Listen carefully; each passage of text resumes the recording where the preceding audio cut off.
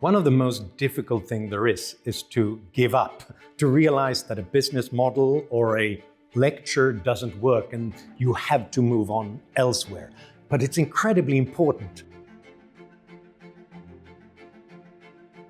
One game changer for me was when someone told me you have to think about giving up not as failure, but actually data. You've learned something new and you have to move on. And what she told me was, think about it as if you had to marry the first person you dated. In that case, you probably wouldn't find the right one and you would probably be terrified of ever dating anyone. So dating and failing is a way of learning something about others and yourself. Well, it's the same thing in business, in innovation, in lecturing. Giving up is not failure if it means that you've learned something and move on. For most of my life, I thought that disagreements and conflict were bad for relationships.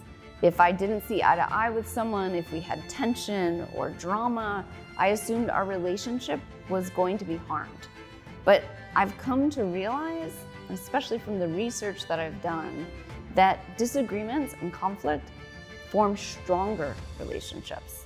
The most important relationships in my life are people I fight with sometimes.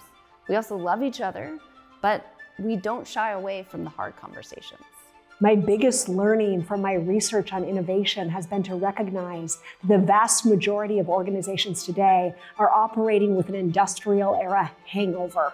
And what I mean by that is that during the industrial era, we were all obsessed with error elimination, consistency, and replicability. And if you are leading a manufacturing plant today, or you are working in a safety critical industry, these are still your goals. But in a growing number of companies and teams today, the biggest risk is no longer making a mistake or losing out on a little bit of efficiency. The biggest risk is now not thinking freshly enough or being innovative enough so that the organization becomes irrelevant. And that's a real paradigm shift for organizations in the future.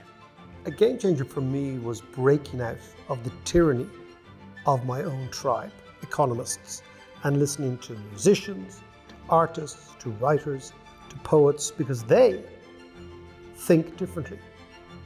And they are the people you can learn from. A few years ago, I ran across a quote by Elie Wiesel. Questions unite people, answers divide them. I can't think of a better mantra, a better way of thinking and working and living in the world we're living in. If there's something between me and somebody else, it's because I've stopped asking questions about their world. That happens individually, interpersonally, it happens in families, it happens in teams, it happens in communities, countries, and even continents. And so for me, the game changer idea, frankly, or thought, is let's all live that notion of questions unite people.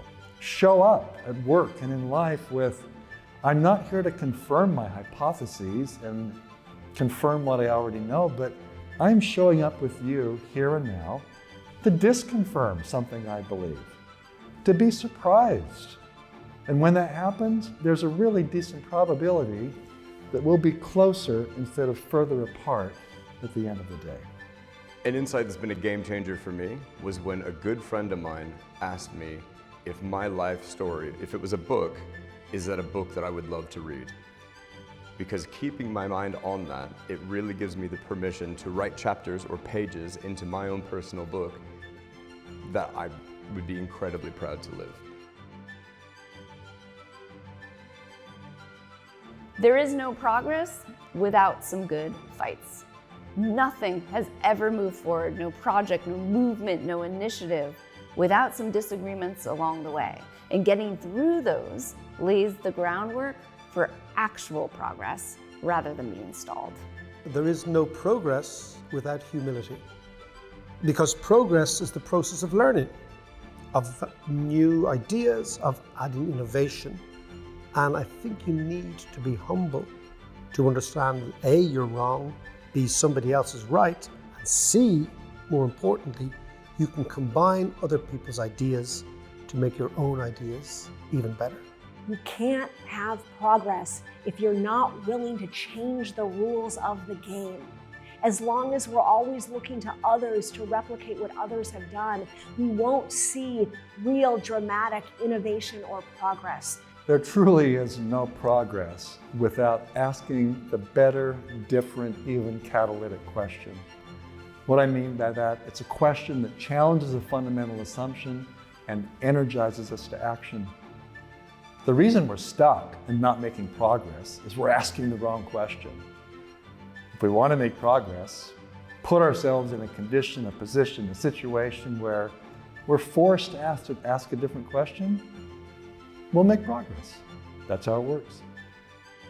There is no progress without accidents, serendipity, constant surprising interactions between people who didn't know of each other's existence just a few minutes ago.